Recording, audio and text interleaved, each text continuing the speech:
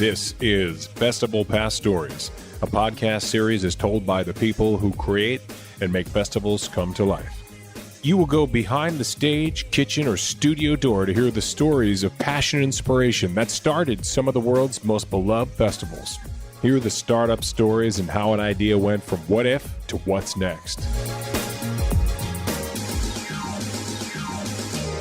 Welcome back to festivalPass Stories, friends. This is the festivalPass Stories podcast. It is a podcast told by the people who make festivals come to life, who make the festivals great. We take you behind the stage door, the studio door, the kitchen door, and we're going to talk today with somebody who's kicked a lot of doors down her career, starting some great festivals. So she's not going to take us behind the door. She's going to take us right through the door because that's how she does it. So ladies and gentlemen, please welcome Kate Levenstien, the founder and partner of Cannonball Productions. Kate, I'm going to start off with a question that might take us the entire time here. We might not be able to get to the next question, but it is my favorite question to ask people in the year 2020. How are you? I'm okay. I think we have a lot to be thankful for during this time. It's obviously been a roller coaster. It's been a roller coaster for everybody.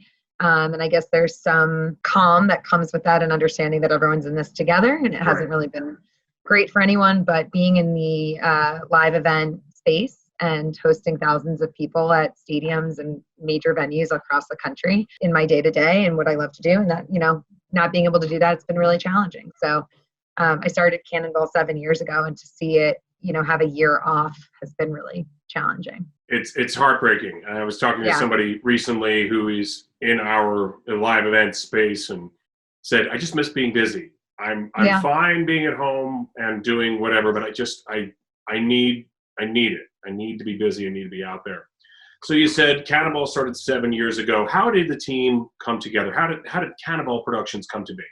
Yeah, it did. So I actually was working for a company called Levenstien, which was a daily deals platform, like competitive with Groupon. I bought a few of those. I lived social myself. That's right. For a little while. Levenstien. So that was one of my first jobs right out of college, and I lucked out, and it was half sales, half conceptualizing, putting the events together, and then selling them on Levenstien platform. It was a live events team, and I ran that division in the Midwest. So for about 2.5 years. Most of us know Levenstien did not succeed. Our live events team was one of the first to get cut. There weren't many jobs like it, and I knew I was kind of destined to do this. And so my mom actually was an entrepreneur her entire life and still is, and said, why don't you just take on some clients and start your own company? And so about 3 months later, maybe 4 months later, I did. And brought some of my Levenstien employees and friends over, and they helped me get started. We were based in Chicago at the time, and then within a few months, like maybe 6 months of starting Cannonball, I moved back east originally from, and we still had a division out in Chicago, but we were more East Coast based. So, and my parents actually came to work with me or for me. Oh wow! That was an interesting career choice. On their part and mine. Mom was the inspiration to say, go get it, go out on your own, you can do this. I did it myself, and I raised kids doing it. Yep. And then mom comes to work for you. What job? Did she suggest the job, or did you say, here's what I need, and can you fill this role? And can you not nag me about my... She can do anything. Like being an entrepreneur, you can do HR, you can do sales, you can do marketing. Like she could, maybe not marketing because she could do the social media side, but she really had so many of the strategic ideas, and she has a lot of crazy ideas. And some of them I was like, yeah, good luck. Like that's just never going to happen. And I think a lot of those strategies that she came up with and went after are the reason that we were as successful as we've been. So to her credit, she was a game changer. She was a pivotal person in our company. So she was HR, sales, sponsorship sales. She had never been to a festival before working at Cannonball. Why would someone sponsor people in a field? They're just standing in a field drinking. Why would I sponsor that? So she had to learn a whole new world and language. That's language and understanding the opportunity. And then my dad was our lawyer and CFO. So wow. So for years, my mom was on for 4 years and my dad was on for 6. Yeah. Your dad's on retainer forever, though, unfortunately. Yes, he is. Better believe that I'm calling both of them during this whole time. I'm like, what would you guys do? So what was one of your mother's great ideas that you just said, you know what, Mom? That's good. I like that. Yeah. So one of them, initially I wanted our Bacon and Beer Festival to just be at Major League Baseball stadiums. I thought it was like the spin on the hot dog and the tall boy and it's like Americana feel.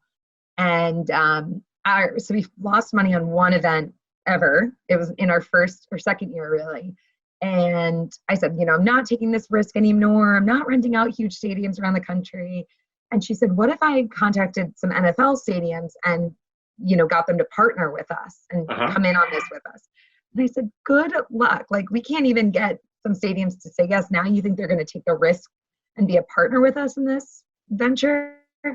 And to her, we had 4 or 5 venues. The 49ers at Levi Stadium, still Mile High in Denver with the Broncos, Nashville's Nissan Stadium. Like, it just went on. And so we had a number of new venues and markets that we could expand to, which were some of our most successful. But she really taught me about relationships and how to strengthen them. So she taught me a lot. But go Mom. Go Mom. Always learning, always teaching. We love Mom. Yep. Even if we're battling and butting heads, which happened quite a bit. This was not like rainbows and sunshine. Yeah. That's what Dad, the lawyer, is there for, to mediate.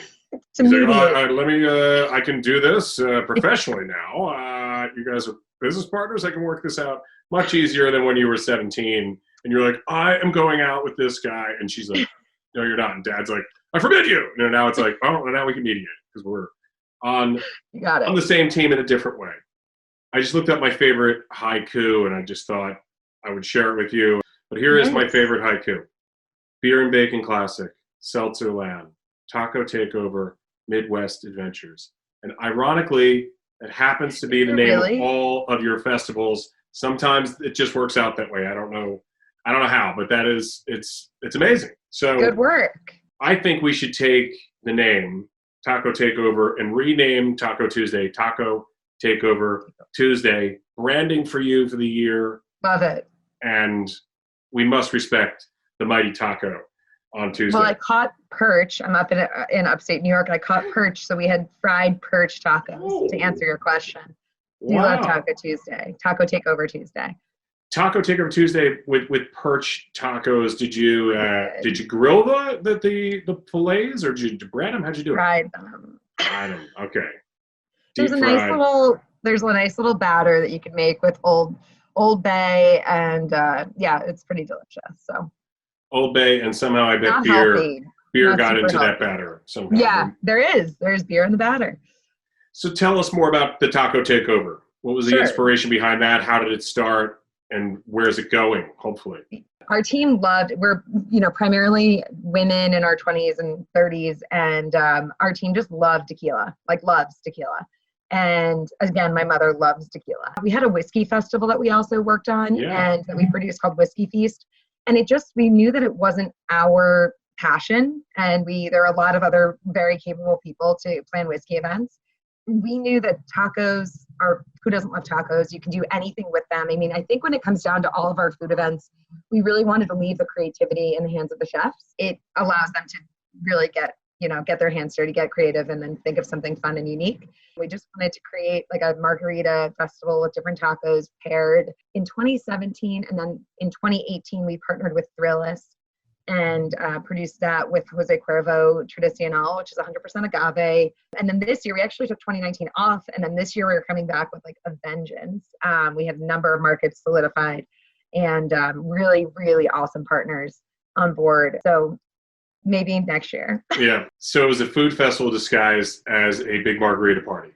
Exactly. We had we had mariachi bands and churros, and like we really expanded outside of just the tacos and tequila, but it was a lot. We had like a nacho bar fountain. Like there were a lot of things that probably are not COVID hygiene, safe at this point, but it was a lot of fun while we could do it.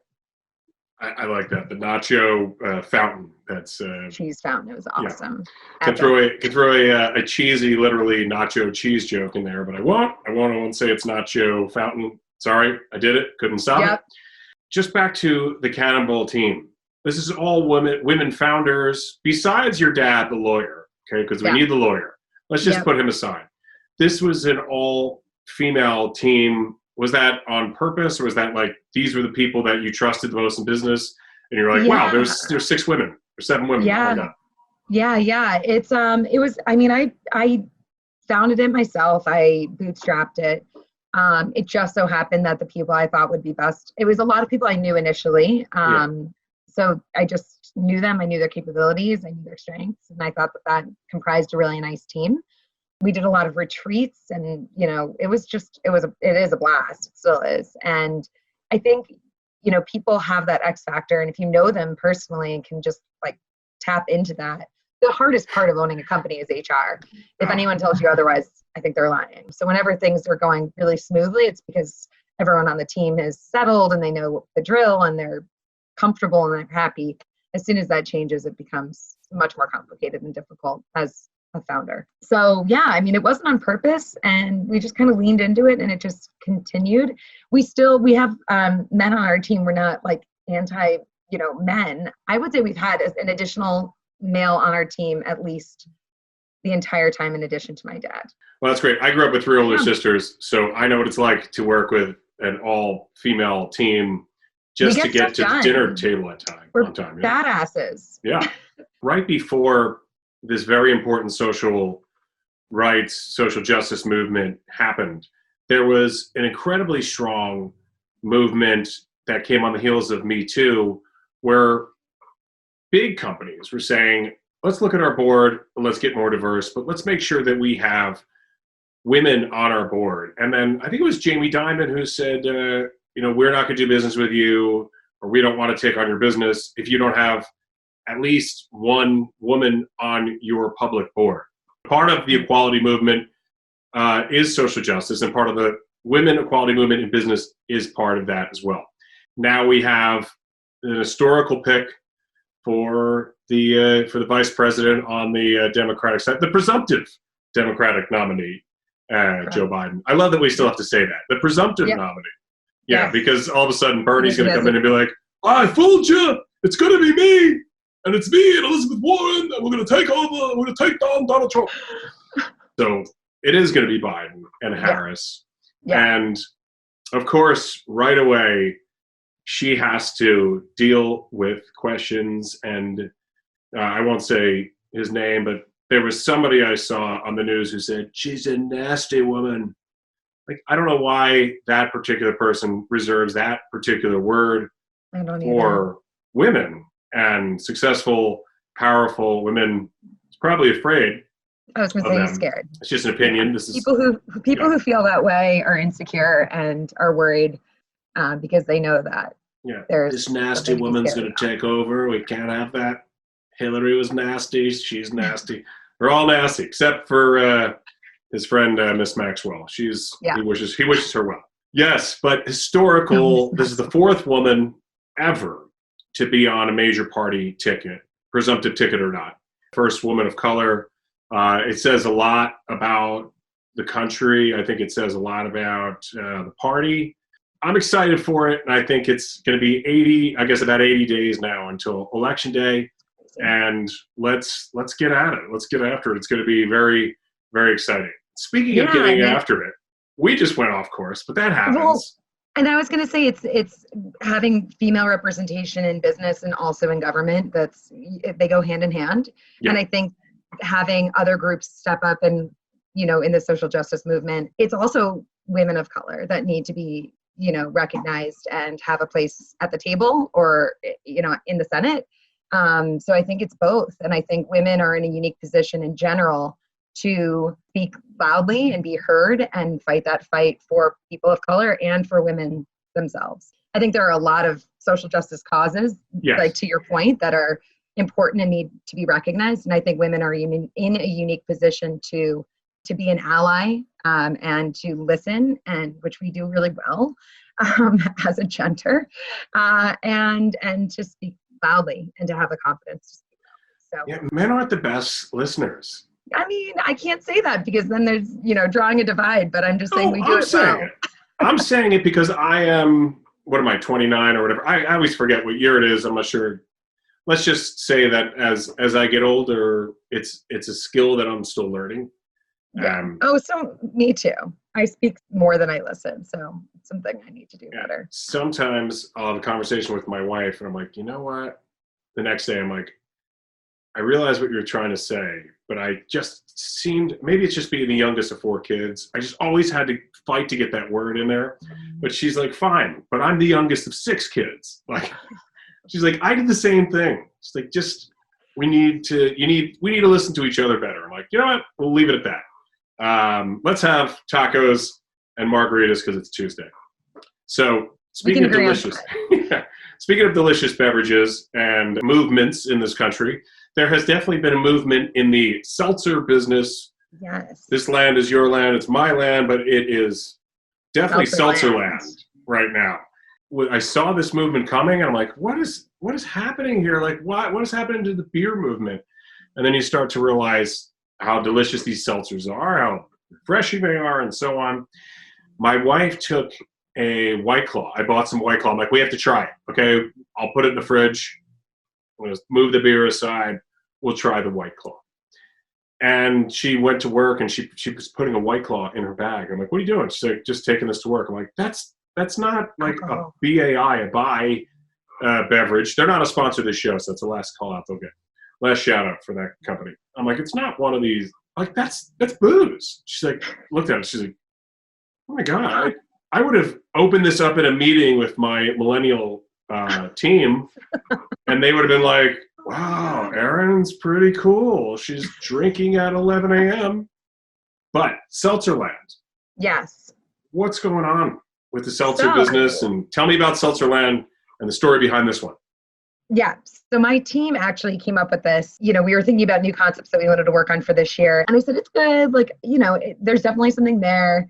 I find myself in the liquor store in New Jersey, walking around, and there are so many brands that I couldn't even distinguish, like flavors, brand, style. Of course, I've heard of the larger ones like Truly and White Claw.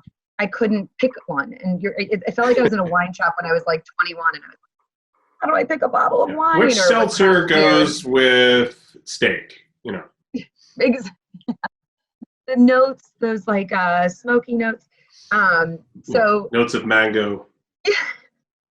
But that is true. I mean, so I think people have had that experience where they try one brand or one flavor, and they said, no, I don't like that. But every brand is different, and every flavor is different. And so we really wanted to create an opportunity for our attendees to get to try and sample, just like a beer festival back in 2010 when craft beer first came out, and you're like, do I like IPAs? Oh, yeah. Is it stout that I like? Which style? Which brewery? And everyone's really coming to the table with new seltzers every day. And they all have different brand identities that they're leaning into. Like Vizzy has antioxidants, and Coors is coming out with a socially responsible hard seltzer. And there was a reason now for it. So I said, okay, let's do it. So we launched Seltzerland, I think February 11th of this year. And tickets were flying, and partners were great. Huge opportunity. We were going to about 10 cities. We had 4 markets on sale already. So Seltzerland was launched. It was a huge success. And come, March. So you were talking about where you were on March 10th. March 10th, we were hosting the press kickoff party in New York City for Corona Hard Seltzer, which was our title hard seltzer partner of Seltzer. Nice. Oh, wow. That was a huge one. Huge one. So that was March 10th. March 11th, I flew to Florida, and thus the pandemic. So, yeah. But we pivoted to another virtual. Instead of virtual, we pivoted to an in real life event. We're bringing it back. So on August 29th, we're hosting Seltzerland in Chicago at Cog Hill Golf Course. We had this great idea. My husband and I were chatting in late April. And we looked at each other. We were playing golf. We were walking our local golf course up here. And we said, why don't we rent out golf courses and host our festivals on golf courses? And so we talked to brilliant golf courses around the country, and it's a great idea. And everyone signs up for a tee time. There's no golf involved. And we're lining the course basically with hard seltzer brands. And people in very small groups are walking from one booth to the next and walking about 9 holes. And then, so instead of the 19th hole, it's like the hole. The whole way. Yeah. The whole way. Yeah. It's all 19th. Yeah. It's all 19th. Yeah. Hole 19 is the whole thing. So it's like the tournament of seltzers. We'll have voting, tons of activations. We actually just got off a call with our Anheuser-Busch team, national team, and just got to see all of their renderings and activations. And they're so, all of our brands are bringing really incredible activations for everybody. This is going to be really huge. Fun. Yeah. This is, first of all, it's one of the only events. Yeah, huge, because this is one of the only events even happening. Yeah. But, yeah. Wow. We're spearheading it. We're trying to spearhead it. So we think it's a really safe way of coming together, still staying socially distanced. Like each hole, like a par 4, par 5, it can be up to 500 yards, like 5 football fields in one hole. And to have groups of 10 every 10 minutes spaced out along 5 football fields in just one hole is an incredible amount of space.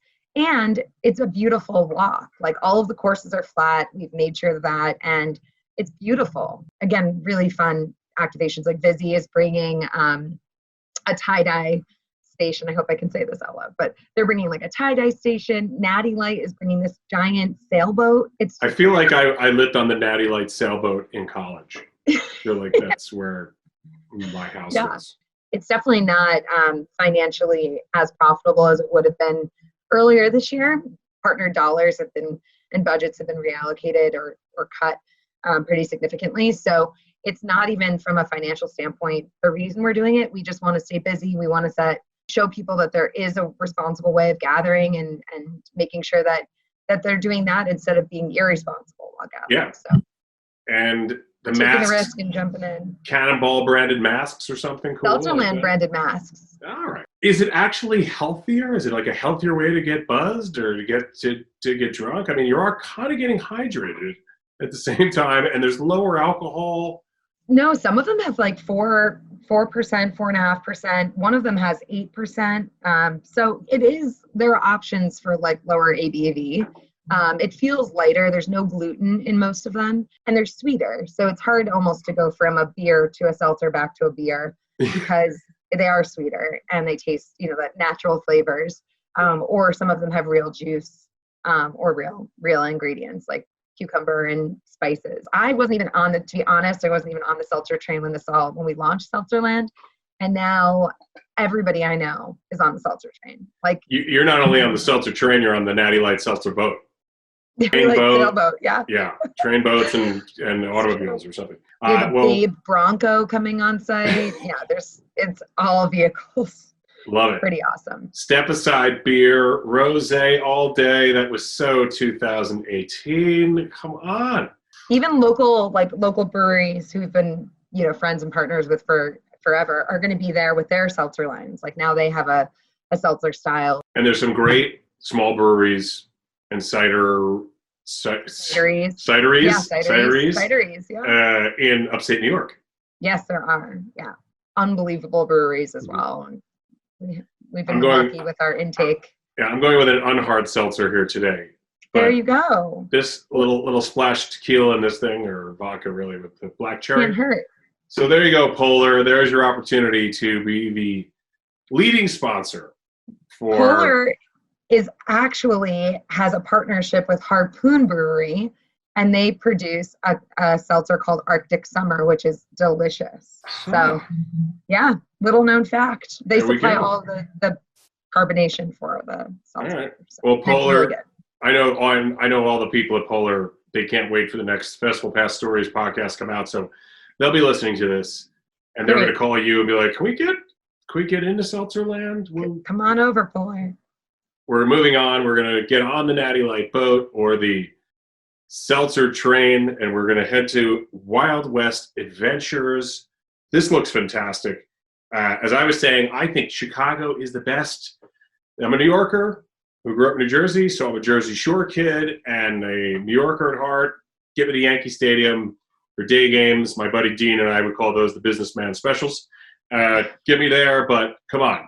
Chicago, I think, is the best big city for a summer city. So the best big summer city in the country is Chicago. You're all over it. Wild West Adventures. What's happening there? I actually lived in Chicago when I ran the Living Social live events team. I love it. It has such a great place in my heart. People live in Chicago for the summer. They do. They're like, not live there for 9 months of the year. Yeah, it's just those like sweet June, July, August months. Look, it's still going to be freezing cold in April and May in Chicago. Yeah. So they'll get their, they can still whip out those cool sweaters and everything. They'll be fine. Yeah, the beer blankets and yeah, they'll have fun. So I started the Midwest Adventures division initially when I started Cannonball because these are some of the trips I was running at Living Social. So we were doing festivals, but we were also doing a lot of day trips. And these were two of our most favorite and like most popular day trips were these winery tours that we go up to Michigan, and then our river tubing trips that we go to a river in Indiana. When I said I was bootstrapping and self-funded, we just kicked those 2 trips up. We had all of our great partners still on board, all the wineries and river tubing trips. People definitely get their drink on. So they're both 21 and up. All of our events pretty much are 21 and up. So I can go. I can go. I've got ID. Yeah. I can go. Transportation included. You don't have to worry about drinking and driving. Fully responsible. So yeah, we have a bunch of tour guides out in Chicago who run those trips. And hopefully we'll be back in 2021 with those. Yeah, I apologize. I called it Wild West Adventures. It is Midwest Adventures. Excuse me for that. The Wild Midwest. The Wild Midwest. It is wild. It is wild and crazy. Those trips are wild too. Yeah, but again, it's what a summer city, and that leads us right into the crown jewel, in my opinion, of your festivals. The bacon and beer classic. The beer and bacon. The bacon and beer. Who goes first? Who knows? But the Bacon and Beer Classic, you did this in 8 cities, in 8 iconic venues, including Soldier Field, one of my favorite places to see an event. I personally, in 2016 and 17, back-to-back, got to see Ireland beat New Zealand in the largest attended rugby match ever. And Ireland and New Zealand have been playing each other for 125 years. And it was just, it was November in Chicago, Ireland, New Zealand, a great U.S.-Irish city, and Ireland won. And they were not supposed to win. And it turned out to be like a 79-degree day in early November in Chicago. So amazing. Can you imagine the sunburns from that crowd? Seriously. Like, running around. And did you see the haka? Did you get to see the Yes. Right? Isn't that what it's called, the haka? Yeah, New Zealand guys, they do the hakas. And Ireland had just lost one of their players that just passed away, one of their former national team players, really a big fan favorite, and he was number 8. And they did the haka. You know, they're like, we're still going to intimidate you with the haka, but they did it in the form of an 8 of his number. So it was like a very respectful match. And then Ireland's like, thank you, that was respectful. Now we're going to beat your pants off. We're going to beat you.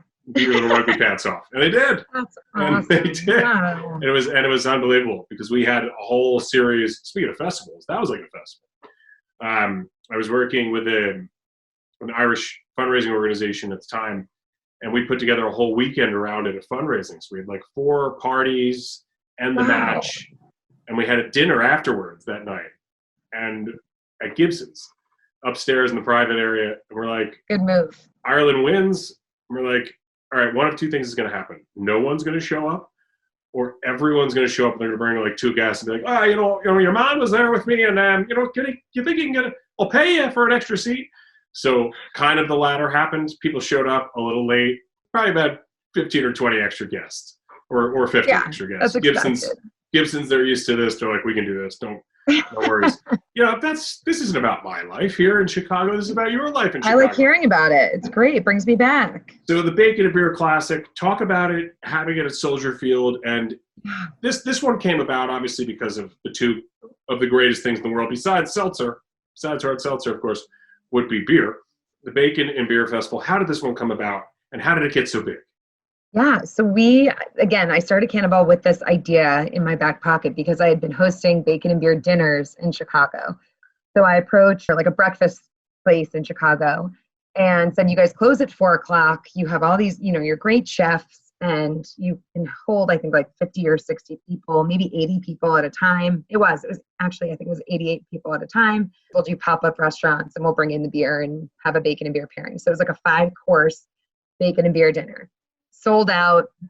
It was crazy. We were doing 2 seatings a night, 3 or 4 nights a week. And then we had it scheduled for months out. And so I knew that there was, excitement around that in Chicago, around that concept. And then we launched it in every market around the country. Then it became this thing in every city. And there were only a few concepts that really translated that strongly and in other markets around the country. And so after that, I said, festivals are becoming a bigger thing. We really should not just have a beer festival, but include the culinary aspect and let, as I was saying earlier, let chefs get really creative and you can create bacon sweets, bacon savory dishes, bacon breakfast, bacon dinners, bacon appetizers. It's endless. You can add bacon to anything and it makes it better. So they actually, Living Social gave me the green light. I did a ton of work on P&Ls and competitive analysis work and data-driven work to prove it.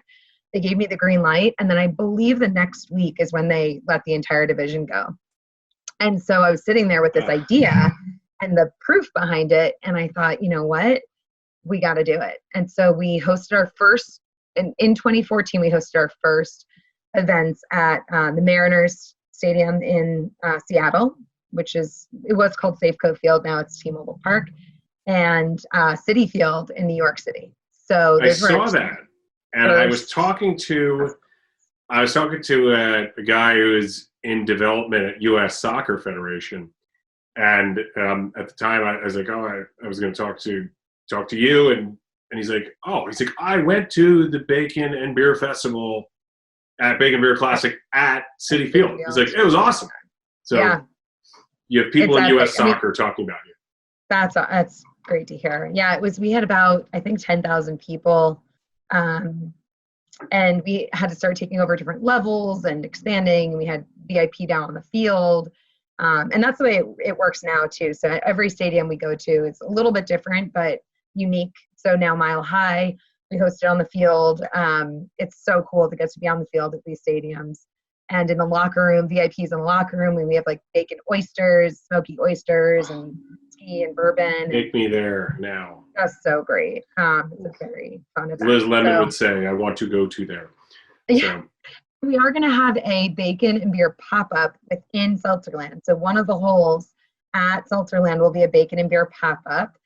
And Hormel are be there sampling their new dishes that they've just come out with and their new flavor of bacon. Is there a bacon seltzer or no? We're not going there. Maybe you could create your own, like have a little garnish in one of the seltzers.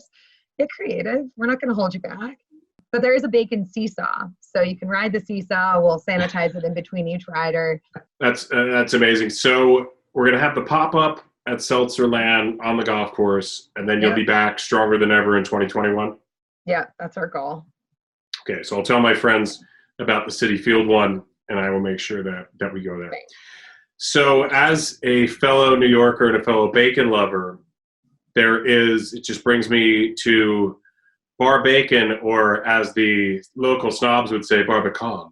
And I said, no, it is barbacan. It is bar bacon. Great place. They had 2 locations, and they just unfortunately had to close during COVID, which was really sad because we would go there. Permanently or just temporarily? I heard that it's not coming back. Eater is my source for that. Oh, no. Yeah. I went there. We watched a ton of football there. Yeah, they're really good friends of ours. I hadn't heard that. Yeah, it could be fake news, as they say. I'm gonna text him as soon as we get off this call. I saw that bar bacon is not. They're not coming back. Maybe one of the locations is, but it just takes me to this. Sorry. You've got this. This is how much we care about our partners. No, it's true. It's true. Yeah. It's wow. It's a bloodbath. That's really hard to hear. They've won the best dish at Bacon and Beer. They always brought their A game. Their food is incredible. They're such good people. The head chef Nick and the owners Peter Sherman. I mean, they're just They're incredible. Well, as I said, this isn't hard-hitting journalism, so hopefully my facts are incorrect in this one because I hope so. Yeah. I just wonder going forward what we can do. Like during this time, I've been buying some gift certificates to places and either giving them to friends, donating them to some charities that I work with on the auction front, or my social media posts have said, friends, go and buy gift certificates to these small places, even though they're not open. They need the revenue right now. And then when you slap those down, when we get to the other side of this, you're going to look like a patriot. You're going to look like a hero. Yeah, it's true. I can't tell you how much it means when people, even in our space, hold on to their tickets until next year. Cash flow is like the name of the game right now, and it's really hard when what your expected revenue is nowhere near is zero, but your expected revenue is through the roof, and so costs are still there. People still have to pay rent, and it's not going to just fall on you. But I can't tell you how much even one person holding on to their ticket means to me as a small business owner. So yeah, gift cards, takeout, just going out to restaurants or getting taken is so incredibly supportive for them, or leaving a bigger tip. It really just means the world to a lot of people who have been out of jobs, out of work, or whose companies are really suffering. So as an owner of a small business yourself and someone who deals with chefs and small business owners like Bar Beacon and other places like that, how can small businesses like a one-off bar or a small restaurant in a densely populated city like New York and Chicago, how can they survive the next year? With sky high rent. I mean, that's like the part with sky high rent. Yeah. So we'll back it up. Let's back it up a second. It was already difficult for them. Margins are so low. I have been telling people, I'm like, look, I know it's convenient to order through DoorDash and through Uber Eats and all these places, but I'm like, when you find out how much of the margin they're taking, and these restaurants got to a point where they're like, if we don't have Seamless, people can't find us, or they're going to go somewhere else. We make nothing on those orders. It reminds me of Groupon and Living Social, to be honest. Like, those margins were detrimental to a lot of companies. And I wasn't on the daily deal side. We were doing live events, but I couldn't have really been on the daily deal side because the margins are so low, and it did put a lot of businesses out of. They became dependent on this quantity instead of value. And that's not even what's happening here, but just those companies take so much of a cut. And it's not a business that people get into because they are making a lot of money being in a restaurant. It's because they love it and they are passionate about it. Most people do not get into the restaurant business thinking like, now I'm going to kill it. This is my $1 million idea. They really are doing it for the love of cooking and for providing people that experience. The restaurants, reciprocated. Oh, they're so good. The restaurants are the chefs, the people that are behind these, the bespoke experiences that you get at these little restaurants in Manhattan and Brooklyn. And it's, man, going forward. Like, what are cities without those restaurants? Yeah. What are New York has a lot of things they can hang their hat on. Right now, most of those are not operating.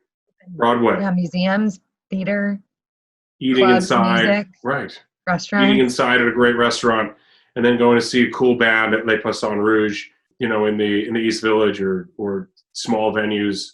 So it's really tough. It really is. And I wish we had a mayor with a backbone who would really stand up for these businesses. And as I was saying earlier, there's a guy like Scott Stringer who really is like saying, hey, let's not put our head in the sand here. The New York Times is highlighting that a third of these small businesses, whether it's a tiny hardware store or a small bar like Bar Bacon or so on, and we need to step up and we need to support these people and join our effort, and here's how we're going to do it. So I love hearing from people like that are going to take a step forward. Yeah, I mean, it's hard to know where it comes in. It's like, I understand that, rent is one of the biggest overheads and biggest costs. So what kind of relief can they provide? I'm not saying that it should fall on the landlords entirely, but how do we make that right? Because it's unbearable. And it's not just little restaurants, it's like very widely Michelin star rated restaurants are going out of Uncle Boone's, which was one of my favorite restaurants. I was just going to say, did you hear about Uncle Boone's? Oh my gosh. Talk about crying. Uncle Boone's Bar Sardine was like my first date place that I would always go to and has the best burger in New York. I actually just made a reservation there for Tuesday and I can't wait to order one of everything on the menu. Hopefully their deviled eggs, their oysters, and that burger. It's just, I think their last day is the 27th. I guess it'll be interesting to see what happens. I hope that restaurants come back when this all comes back, but it's really hard to be in that space right now. Yeah. And it's really so sad. I think the landlords in the city, my friends call me Comrade Tully when I say the city needs to get involved with this, and they need to talk to the landlords and these building owners, because sometimes this is the third generation of a building owner. And now the grandkids live in suburbs and they don't live in the neighborhood. So they're like, I don't care if a CVS is on every corner or a Citibank is on every corner. I just want the money. The Scott here. I just want the dollar, the highest dollar I can get. I don't live in that neighborhood.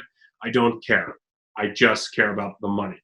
And that is definitely one of the factors. There are many others. That is one of them.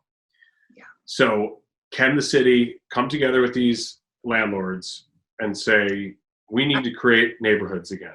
I mean, the problem is too, if you go to any city right now, Asheville, anywhere, it's very cool to see what's happening with the outdoor patio dining and street dining. It's so neat to see that.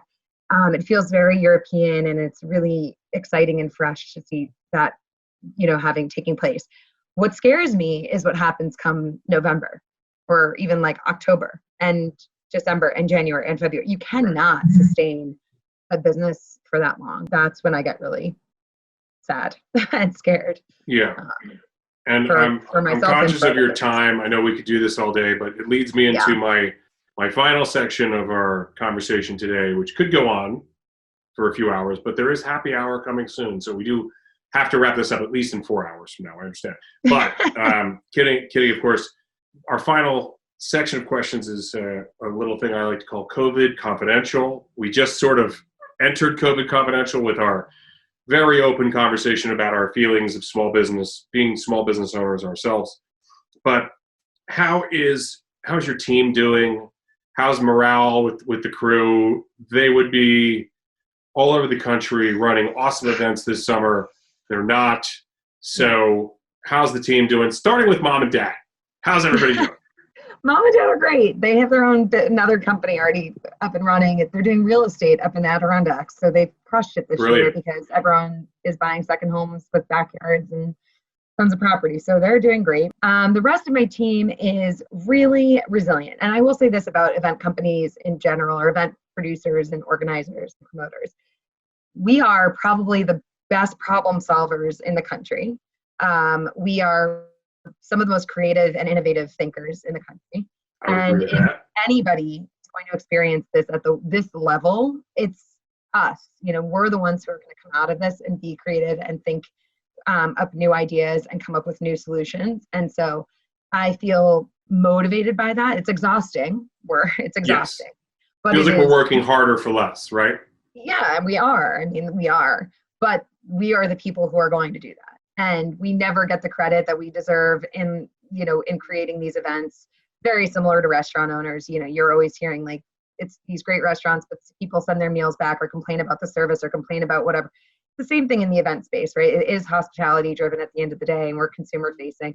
But if anyone's going to be at the helm to right this industry and to think of new ways that we can operate, it's us. And so I think we are all very flexible. We are all very determined. And we're all putting our, resourceful, creative thinking caps on to make this happen. So I think that there is, with my team specifically, we feel really energized by seeing what, different ideas that are taking place around the country, around the world. We are, really excited to be at the forefront of bringing live back in a few weeks. And we know that there are risks all associated with it, but if we're not taking risks and even failing if in some capacities, then we're not doing it right. And that's always been our motto, and we always go big. And so, we are really excited about it. So I think morale's really good and really high. I do have one-on-ones with all of them next week, so we'll see if I'm just misreading that. But yeah. Just back to the first question at the beginning of the interview. It's like, how are you? It's like, well, at 12 p.m. I was doing great. Now, after I talk to my team next week, follow up with me then. We'll see how everything's going there.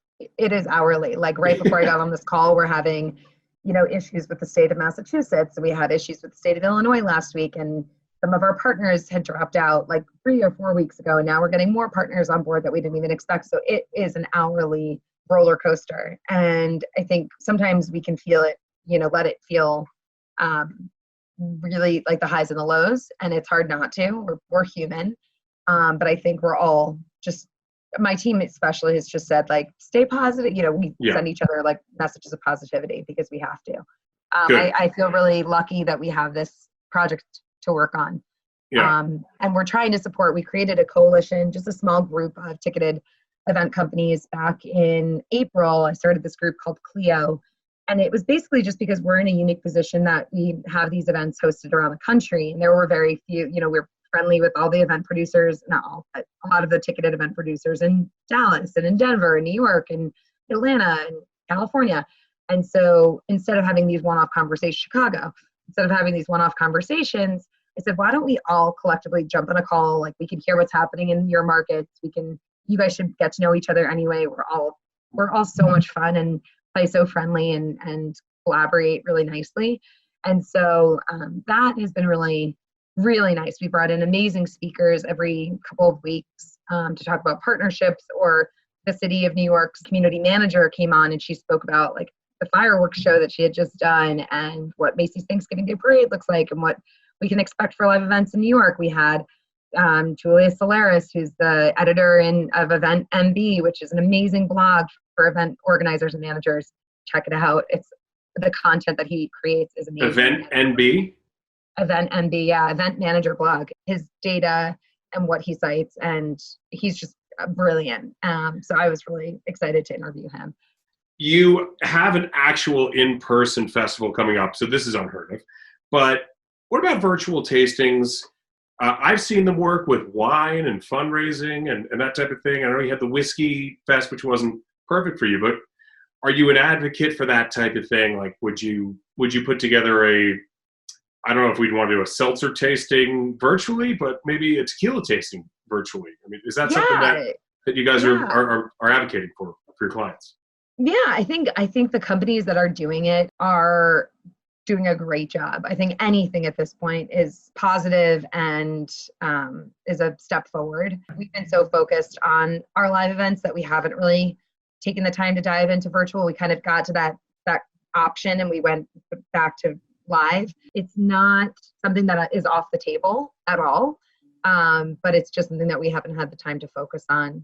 And but the people who are doing it are, we're rooting for them, and we attend and we watch and we support. And I do think having some kind of a nonprofit tie-in is helpful, or having some kind of game like trivia. Yes. I think what's really interesting right now is the access to talent that exists. It's amazing. It's amazing. So I'm available. I am. So here's your talent right here. So anytime you need me, let me know. That was teeing you up. Yeah. But I think that, we support the brands who are doing it and the companies who are doing it. I'm involved in a fundraiser next year in Seattle for Seattle Children's Hospital. One of the guys involved today sends me this video from Macklemore. And I was like, that's awesome. It's just like, what's up? It's Macklemore. We're going to do this. We're going to raise money for the kids. Yeah. And it's just like him shooting it at home. And I was like, this is great. So many celebrities right now understand this moment. They're like, I can do this for 20 people a day and not have to go anywhere and still show that I care, keep myself relevant, and I don't have to get on a plane.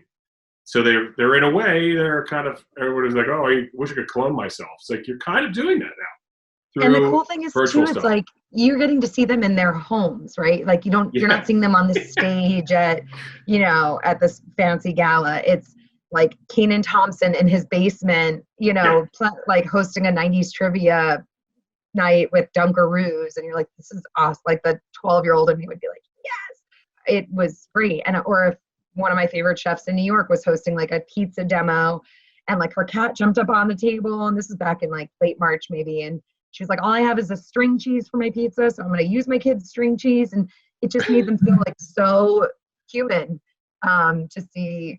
She forgot to put the sauce on her pizza at one point. She was like, oh my God, I'm doing a demo for pizza. Was that like Emmy Squared or something? It was Emmy Squared. Right. How did you know that? I took a guess. It's really is cool to see so many people just contributing. And I've been hosting, instead of fundraisers, I'm like, look, stop saying virtual gala. That sounds really boring. Like, why don't we do a virtual trivia night, wine tasting? These things work. In between the tastings, we ask for money. We can do auction items if there's an auction item that, that would work. But like wine is collectible. It ships. People want it right now. Some people might say they need it, so let's do that.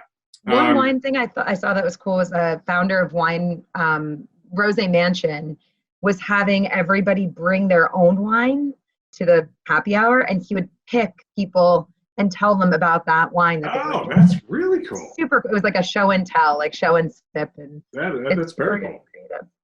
So 2 more quick points, or one question, and then I'm going to have you tell us how we're going to find out about all these festivals. But besides very hard life lessons and very hard seltzer, have you learned anything else during quarantine? Like, you're involved in the culinary world, so your culinary skills, but was there an instrument? Or my eating skills. I don't know about my cooking skills. Hey, everybody has to have their skill when it comes to the food.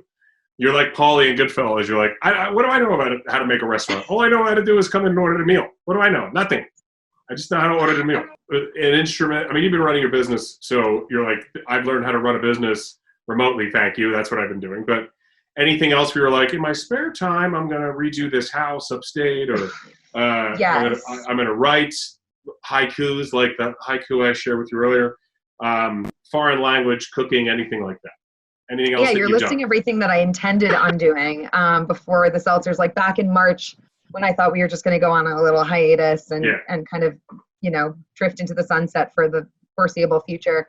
Yeah, I was like, I'm going to pick up Spanish again. I'm going to read a lot more. I am reading a lot more than I have. I would say, one thing I have learned, whether it's good or bad, I haven't succeeded yet, but is gardening. So up here, because we're in a space that we have a little bit more land, we sowed seeds and we germinated them, which I didn't know was a thing, and the whole process. So I don't know what that means.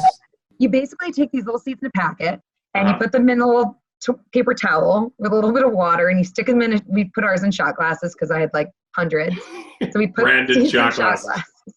And then you unravel them a few days later, and they're growing. They already have roots, whatever they are. They have some flower, some greenery to them. And then you plant them. And so we had like a back bedroom was just like filled with, it was like an indoor greenhouse. And that was really fun. And then we waited a little bit too long to plant them. So the majority of them died. But we have a ton of zucchini. We have a ton of carrots. That's great. Lettuce and lots of herbs and beans. Some of our stuff didn't make it, like the beets. I don't think made it. But, moment of silence for the beets. Yeah. Funky beets that they are.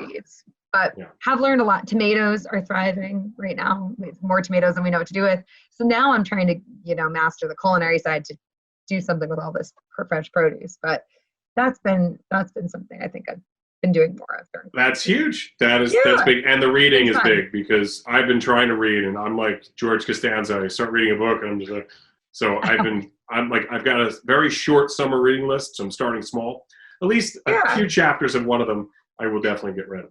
And I envy your green thumb. I do not have one, although 2 of my jobs growing up would have been landscaping and also delivering produce. So combine the 2 of them, you'd think I could plant. Yeah, but it's pretty gratifying, like to go out and pick your zucchini. You're like, yeah, I did this. And then now what do I do with the zucchini? I don't even love zucchini that much. I have 50 zucchini. We're overwhelmed with the amount of zucchini we have. My friend's father grew up in Brooklyn. He did very well in real estate development. He took huge chances in parts of New Jersey that people were like, ugh, nobody wants to live there. And he created these developments. And then he bought an old farm where they used to train horses, the trotter horses that up in the Meadowlands and so on. And he turned it into a winery. And people are like, no one is going to want a wine from New Jersey. Like, gross. Like, we'll go to liquor stores in New Jersey, like the fancy places you were shopping at, as you told me about earlier. But a couple of years into it, I said, so how's it going? He's like, I've never been connected to the land, and now it's like I am a part of the earth. I'm like, wow, look at that. It was just very, that is the feeling. to see him talk about it. Kid grew up in Brooklyn. He's like, we never had grass. He's like, now I have a farm, and we're creating an industry. We're creating jobs on the land, not in an office. And they built a beautiful winery. It is called Lorita. If you ever check it out, Lorita Winery. It's really cool. It's great.